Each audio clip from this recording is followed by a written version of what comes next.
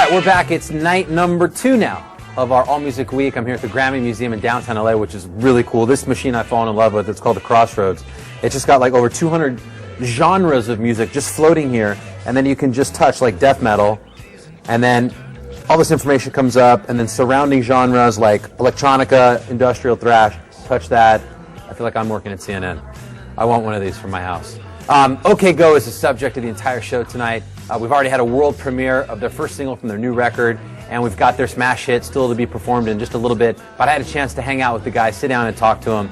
And as always fun to hang out with the guys in OK Go. Take a look.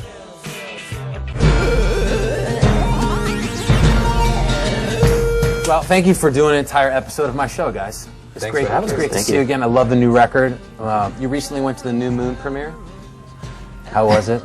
It was awesome. Right. You have a song on the soundtrack, which is the connection there. You guys aren't just diehard vampire fans. Well, we weren't then. Yeah, now we are. Let's back up for a second and just remind us how you guys came together, because you and Tim met when you were like at camp. Yeah, I was 11, Damien was 12, and we met at summer camp. Nerdy band camp. And then how did you guys all meet? Was it in Chicago? Later on in college years, I joined a band with Tim and our original guitar player, and then he left the group, and then we got Andy into the group in 2005. Our other guitarist quit with 13 days to go before like a tour that wound up being 2.5 years. Did you have to audition to be the... It was actually a 3-stage interview. The first was just hanging out with them at a bar and seeing if they could deal with me for... How do you do at the bar? Pretty good. They did well. Then there was a normal audition where I sort of just went in and played with the band. And I thought I did a really good job, and then like a few days later, Damien calls us like, got great news, man. You made it to the next step. We're just going to do one more audition. And I was like, are you kidding me? So one more audition, and we're just going to bring a couple of friends down. So I show up, and a couple of friends was like 35 people, a bunch of label people, like a bunch of other bands, and I guess I did pretty well. Let's talk about the new record. Are you excited? Very. You're very excited. Extremely. Yeah, it's definitely like, it's a lot better than anything else we've made. It sounds to me, and correct me if I'm wrong, that because you tour so much, that you got sick of kind of your own sound. You got sick of the guitars. Pretty much. I mean, we just sort of expended them. It's not so much like sick of them as it is like getting back home and writing the next record after 2.5 years of solid touring on the last one. It's just the last thing I wanted to do was write anything that sounded like that. What did you think, Tim, the first time you heard it?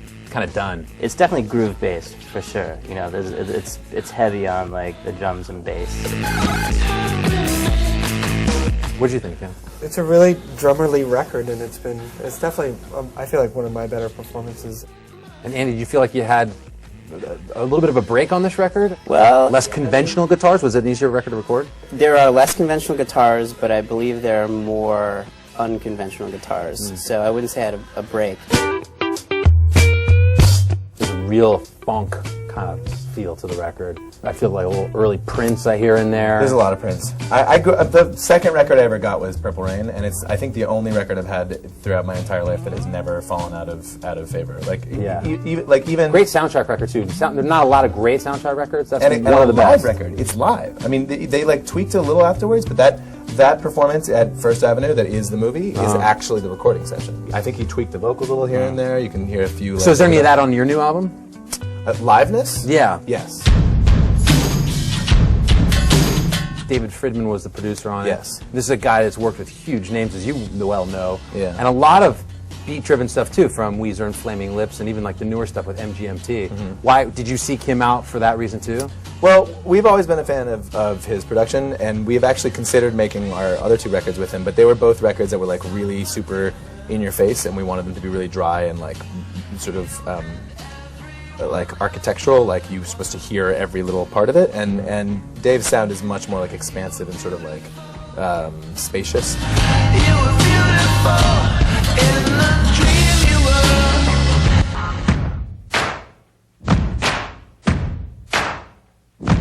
You're not going to make a video for every song, right? We're going to try. Are you really going to try? I mean, I'm not as worried about like that's crazy closing out the panel and making sure that every song has one as I am making sure that every video is really good. Lot of nuts, lot of snacks, lot of holes, we're like in this rare and wonderful position where people expect videos for everything and Right. think of us as the video band, so we'll just keep making them.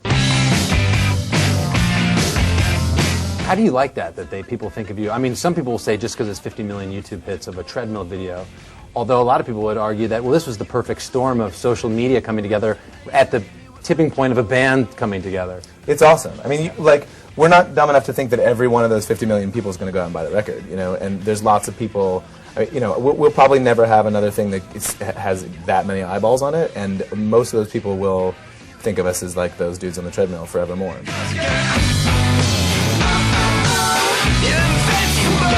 Who are OK Go fans?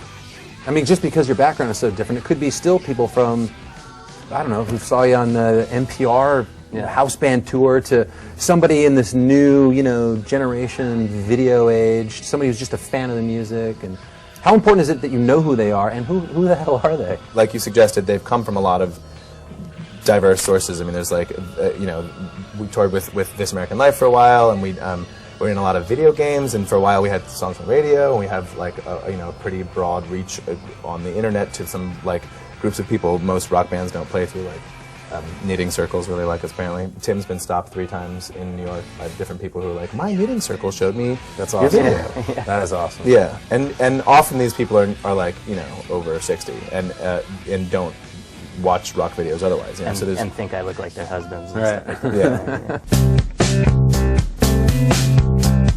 Like most bands' demographic looks like this on a chart somewhere, and ours is definitely more like that.